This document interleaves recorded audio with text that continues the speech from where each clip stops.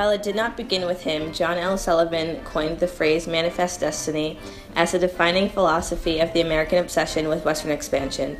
Sullivan was a political writer and founder of the United States Magazine and Democratic Review, which published radical essays with an emphasis on Jacksonian democracy. In July of 1845, Sullivan was writing Annexation. 'Tis time that those opposed to the annexation of Texas chill. God favors us in no other scallyway. It is our destiny, our manifest destiny. I should write that down. Sullivan's first usage of the phrase manifest destiny went fairly unnoticed until December 27, 1845. God has given us this land to spread our democracy. The Brits do not wish for democracy. 'Tis our manifest destiny. With the publication of his second essay, the term manifest destiny spread across the United States. The philosophy of American expansionism was officially named. The main idea behind manifest destiny was that America had been graced by God and had become that city on the hill that the early settlers had dreamed of. This aggressive ideology instigated the annexation of Western lands and the expulsion of Native Americans from their homelands. It justified wars, massacres, and exemplified American imperialism upon the continent. The people of the U.S. felt it was their mission to extend their boundaries of freedom, but this excluded Native Americans and those of non-European descent. One of the first examples of America's manifest destiny was the annexation of Texas. After Mexico's war for independence, the Mexican government was desperately in need of some quick cash. They sold tracts of lands to Moses Austin, an American entrepreneur, and to his son Stephen Austin. However, as more and more Americans immigrated into Texas, the worried Mexican government banned immigration, angering Stephen Austin and other elitists. Those darn Mexicans, we really should have built a wall. But I mean, we can't really kick them out of their own land.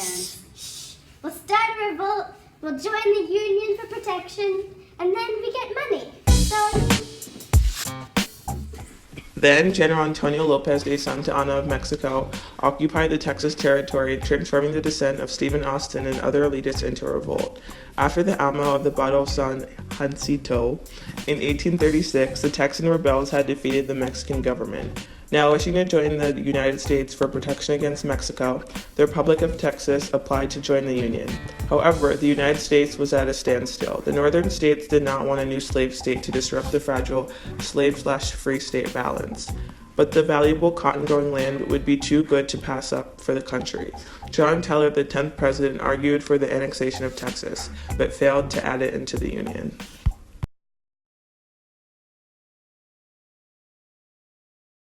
How can we allow such a large slave state to join at this time? It will completely disrupt the meticulous balance of slave and free states that we've maintained for so long. It would be unreasonable not to. After all the trouble we went through to take Texas from the Mexicans, why would we waste such an opportunity? Since Texas is partially developed with plentiful natural resources, it would be the most beneficial sanctity of the Union.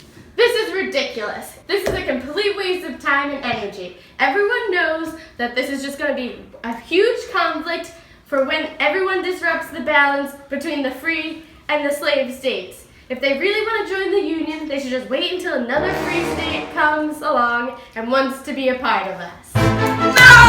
I want to be the Texas! No!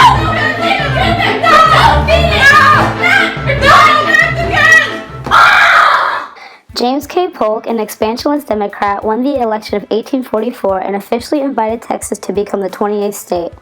Polk was considered a mandate of manifest destiny for his expansionist ideals, which were exemplified in 2 points of his 4-point plan to settle the Oregon border dispute and gain California. After tensions with England over Oregon, the U.S. government eventually settled the dispute of the border issue and claimed the Oregon Territory on the premise that Americans had already outnumbered the Brits in the territory.